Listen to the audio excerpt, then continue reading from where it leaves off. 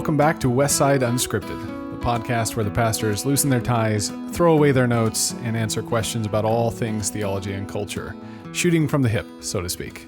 And so I'm Josh Bartels. That can be dangerous. That can be very dangerous. You could shoot your toe. So gotta be careful how practiced your quick draw is. Well, I'm Josh Bartels, assistant to the pastors here at Westside, and I am here, as usual, with our preaching pastor, Peter Montoro. And as is typical practice, he has brought something he wants to recommend to us to, in this case, it's not reading. What do you got? Well, there's a podcast. Some of you may have heard me mention Alistair Roberts, and like any sort of figure out there, a recommendation of someone as being useful is not an endorsement of everything they have to say about everything. But in particular, I wanted to highlight he did a 3-part series. They're brief. One was 18 minutes, the other's like a half hour, and the other's like 20 something minutes. And the first one was called The Danger of Apologetics. The second one was called Unruly Media and Our Disordered Discourse. And then the final one that just came out yesterday is called A Quest for Healthier Thought and Discourse. And he's on a number of different podcasts in different formats. And his personal podcast, though, is called Alistair's Adversaria. And can we add that to the show notes? Yeah. And so in this series of podcasts, he's talking about how when we are framing our own thoughts about how to read the scriptures, primarily in terms of reading them, looking for ammunition against, like, that'll really preach against them, whoever they may be, right? Whether it's with inner Christian dialogue or we're trying to prove our point against some opponent within the Christian circles, or even if it's trying to prove our points against unbelievers, it can very much narrow our field of what we're looking for in the text rather than reading the text imaginatively and getting all that we can do, all that we can get out of the text. We'll be looking for, ammunition. And when you're looking for ammunition, you're not a very good reader. And so he's talking about that issue specifically, but that becomes sort of an entree into thinking about the ways in which we develop our thoughts and how social media is tremendously distortive in terms of creating healthy speech cultures. Whereas healthy speech requires space and reflection and privacy to be able to try ideas out and not, have them held against you forever. The sort of rapid fire environment of social media can distort that. And especially if that becomes your primary way of thinking out loud or of thinking in community, it can really shape the way that you're communicating in really unhealthy ways. And so what would be some other ways of, pushing against that? He's not necessarily, he's on social media. He's not saying, everyone should, no one should ever be on any of those platforms, but thinking about the way that our structures in which we're communicating are affecting, what we have to say. And it's been very helpful to me just thinking about, what sort of culture of speech should we have in the church? And what are we doing? How are our structures shaping the way that we're speaking and the different forums that we have and, how we use Realm, all these different things that we do, like what kind of cultures of speech are we creating? What are we encouraging? What are we making more difficult? And I thought it was really helpful and worth checking out. Cool. And not directly related to that, but the fruit of thinking well, we've got a book in the bookstore by him and Andrew Wilson called Echoes of Exodus that would be a good companion with our Sunday night series through Exodus. So, right. Yeah. And that book is really about, have you read it? I have not, no. It's worth reading. That book is some of the, I talk quite frequently, especially in the Matthew series, about these patterns, these echoes throughout Scripture. And it's a really easy book, really short chapters that sort of gives a really good introduction to that way of reading. And it shows how the Exodus story shows up over and over and over again, all throughout, both being prefigured even before Exodus in the life of Abraham, and then all the way through to the crucifixion and the end of all things. So yeah, so check that out. So we've got a member question here today that has 2 parts. One of them very broad, another one pretty specific.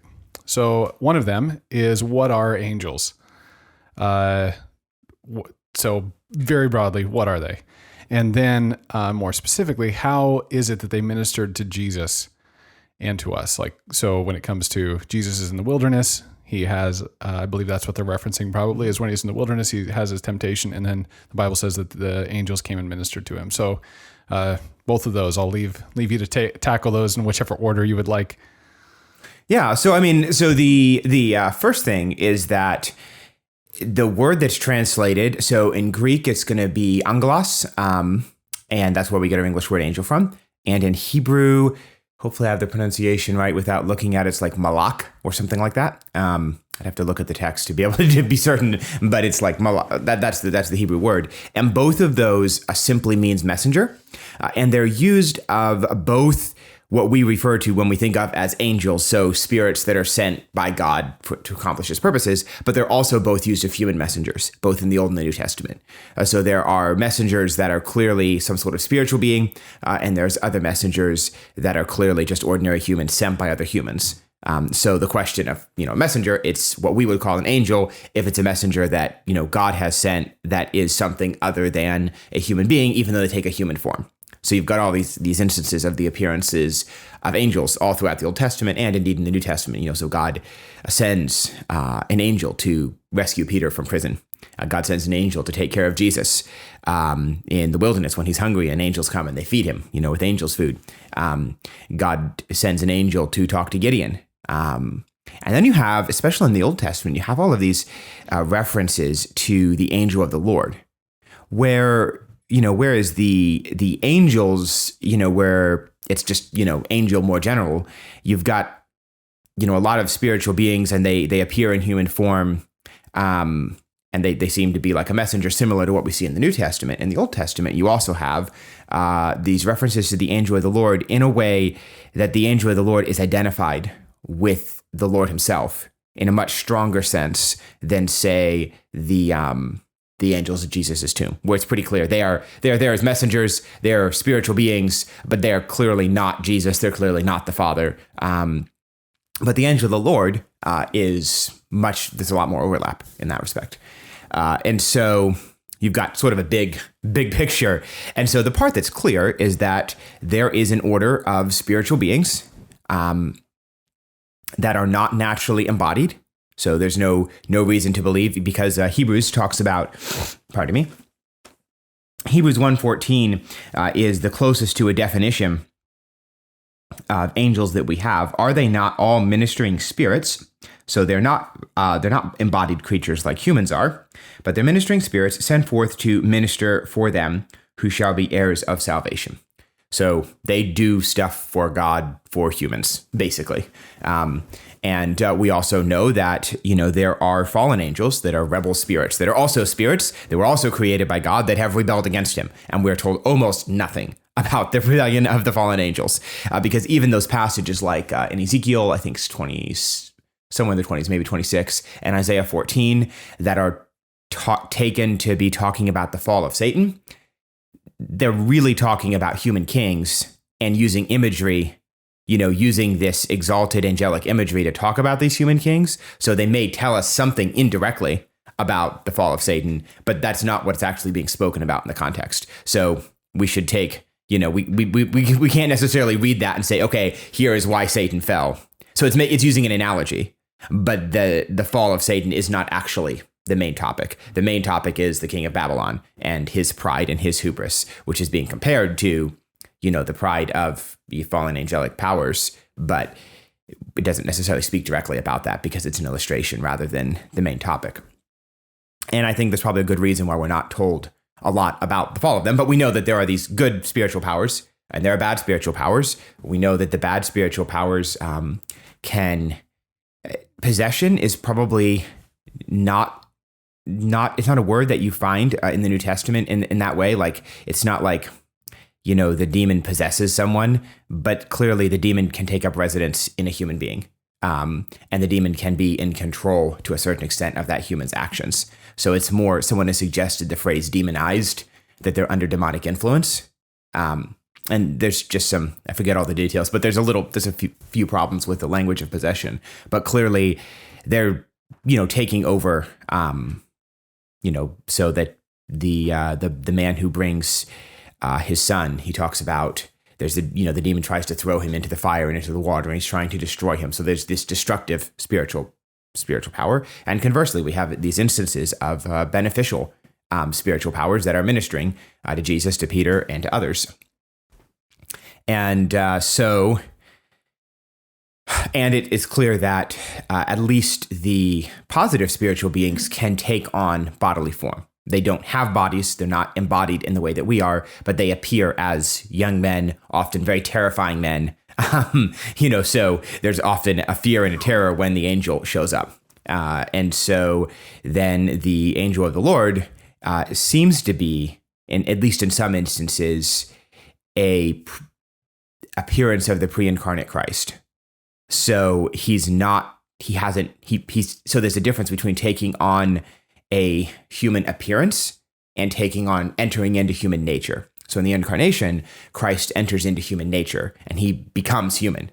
But angels don't become human. They just take on some visible appearance of, humanity so that they can speak or whatever. And so you have that ambiguity. It's not, God himself, it's not, the Lord himself can't be seen, but the Lord is manifesting himself through the work of this angel in a way that's more direct than just angels in general. And so it would seem to be in keeping to see that as appearances of the pre-incarnate, second person of the Trinity, not taking on humanity, but taking on an angelic body, whatever an angelic body would be. We're really not told enough to speculate what that would be, but taking on some sort of physical appearance so that he can communicate, with human beings. And it's really mysterious. And the language is like, you'll have talk about the Lord speaking, the angel of the Lord. You have this multi-layered language. And one comment that I had occasion to refer to quite a few times in our series on Genesis was it's being deliberately ambiguous to highlight the difficulty of communicating divine appearances in human language. And so you'll have this it's not like the writers are confused. They're deliberately communicating. There's no real right way to say this. Yeah. So then when in the scriptures we have descriptions of physical form, whatever that physical form is that they're seeing is a manifestation of something. It is not an embodied. It's not like the angel has that permanent form. Then you're saying right. that form is just for the manifestation of communicating the message or giving the command or ministering in whatever way they've been called to minister. Right. Gotcha. Yeah. So, because Hebrews says that they're spirits, they're not embodied creatures in the way that man is the image of God in that way. And presumably there's something that then we could interact with. I'm thinking of the passage in one of Paul's epistles where he says, be given to hospitality, for by it some have entertained angels unawares. Is it speaking specifically of this kind of angelic manifestation? Yeah, I'm sure there's a couple. I'm sure there's some who might try to make that verse say something else. But to me, the obvious sense is that, yes, sometimes we know that there are angelic forces about. Sometimes, we may interact with angels and not even be aware that they are. So that we may have many more interactions with angels than we realize, that God, and they're able to act and interact with the physical world in some way, even as spirits that they, God sends them to do. And, and he gives them charge over us to keep watch over us as his children. And so we have, there's a lot of things going on. You have that passage in Daniel where, Michael talks about how, conflicts, spiritual conflicts in the heavens are, determining the fate of nations in ways that those nations may not be directly aware of. Yeah.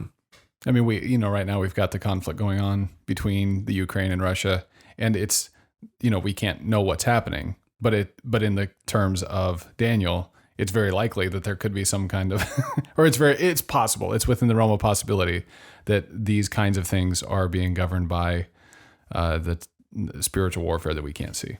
Absolutely. Yeah. And it's one of the interesting things is when missionaries go to a place where demonic presence is strong and the gospel has never been before, you often have, we talked about this with the spiritual gifts, you often have these really striking,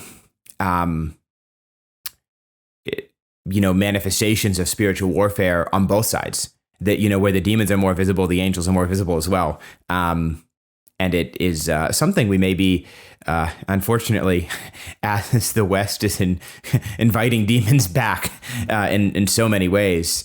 I think we're going to see, we already are seeing an uptick of spiritual warfare in that sense that's visible to us. The spiritual warfare is always going on, right? But the visibility of it, the visibility of it is going to vary. But as our world becomes more openly pagan and more open to demonic forces, then, just the rise of the New Age, all of these things are opening people up to demonic spiritual forces.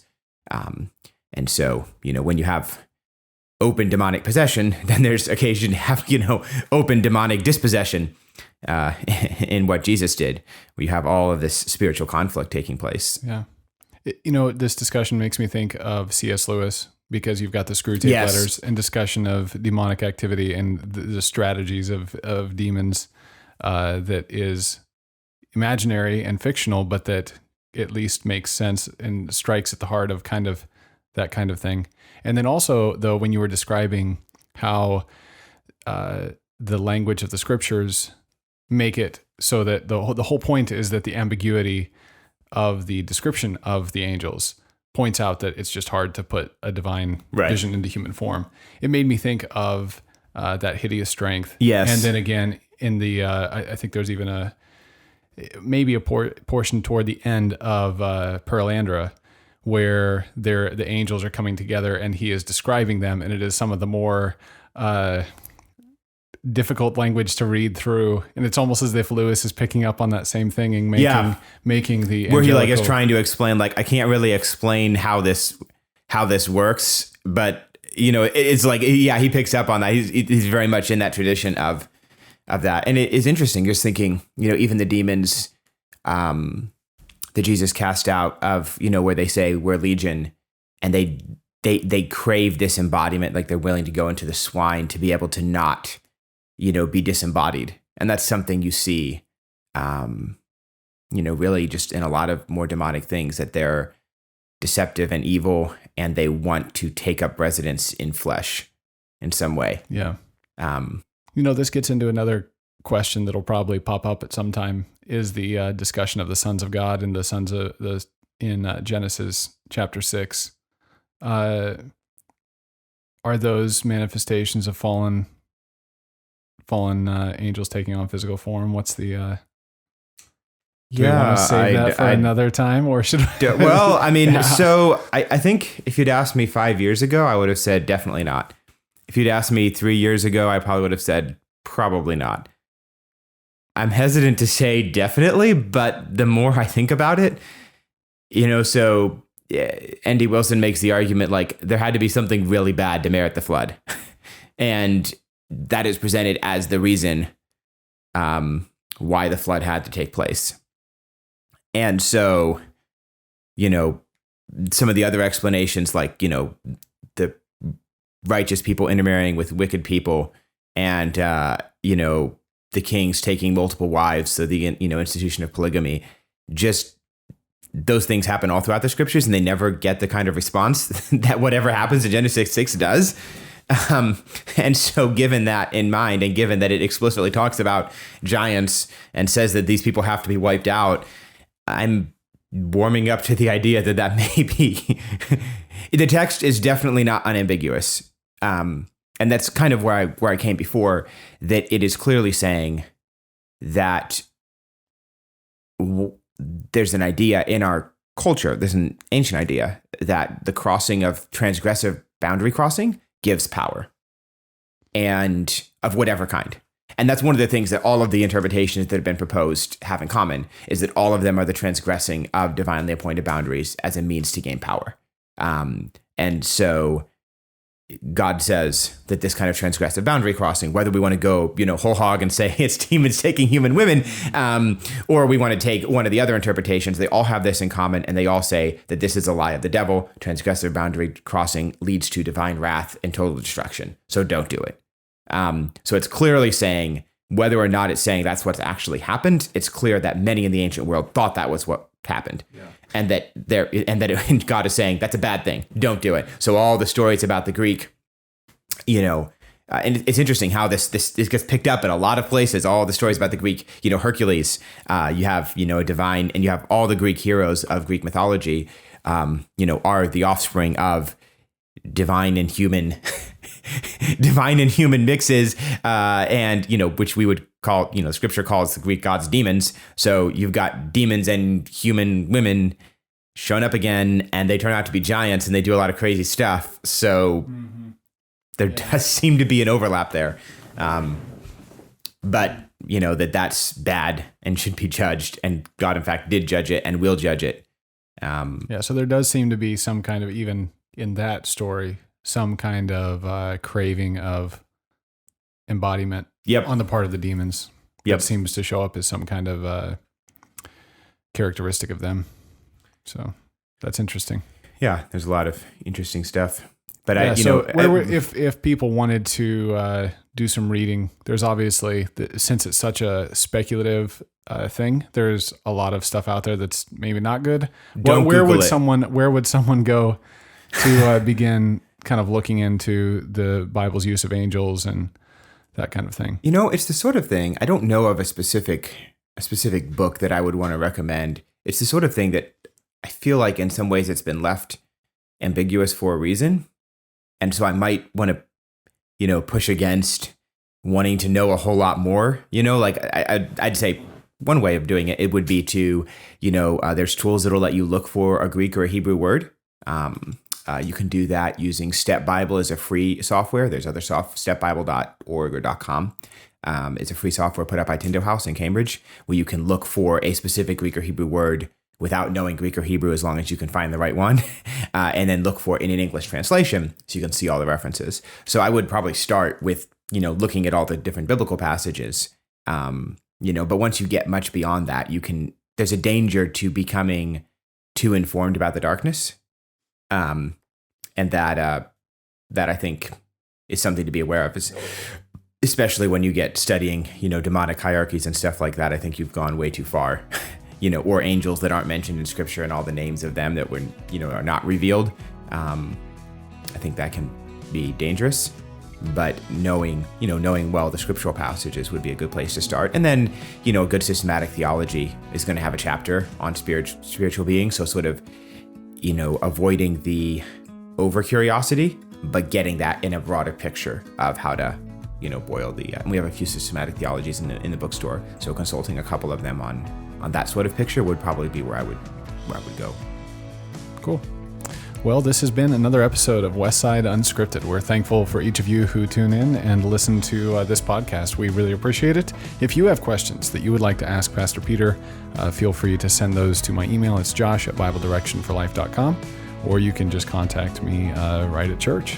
So thanks again for listening, and we hope that you join us next week again for more talk about theology and culture here on Westside Unscripted.